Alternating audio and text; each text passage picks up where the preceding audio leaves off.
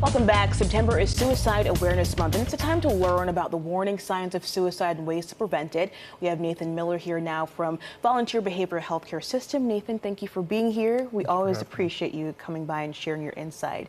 And you shared some numbers with us, first of all. Help us to kind of understand just how many people are affected by suicide in the U.S. Well, usually in the state of Tennessee each year, we see around 1,220 folks who have taken their own lives.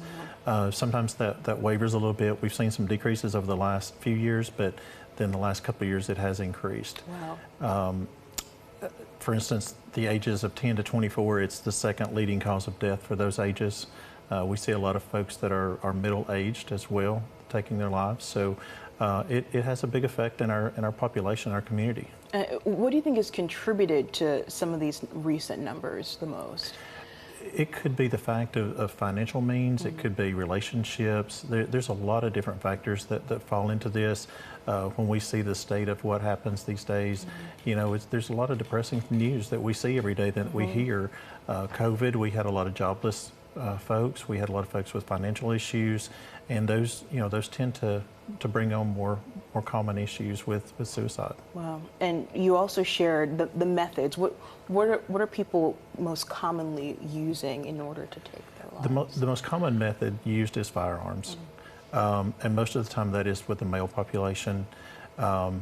That tends to be that males complete suicide more often than females do, although females will attempt 3 to 4 times more on average, is what stats say. Wow. And we're also looking at the kind of the racial makeup as well. What does that show?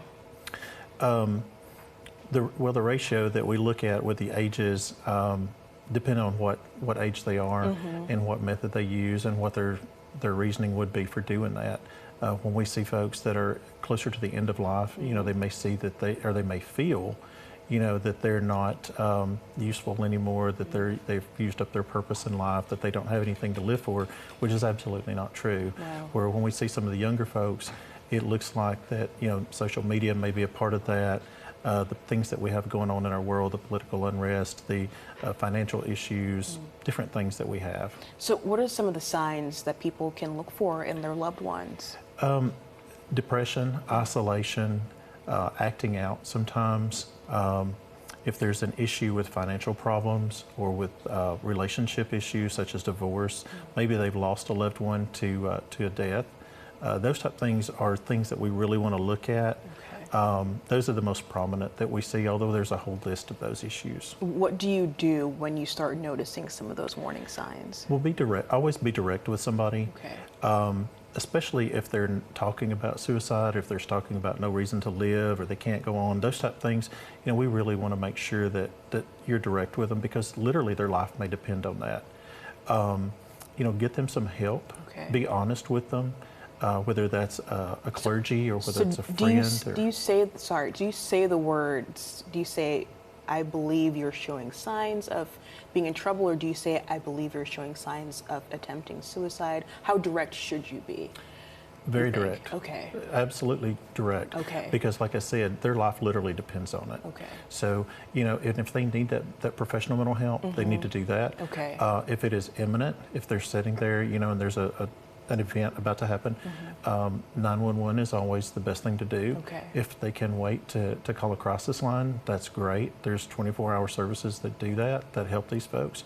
The emergency room is always a good option as well. Okay. But please reach out. If you see someone having these issues, it's always best to reach out. Always take them seriously. Okay. You know, don't wait. Okay. Thank you for your insight, Nathan. As always, we appreciate you. Folks, we're going to have more information as well on this, as well as the numbers and the resources that you can find in our area. Just go to WKRN.com and look for the Newsmaker tab.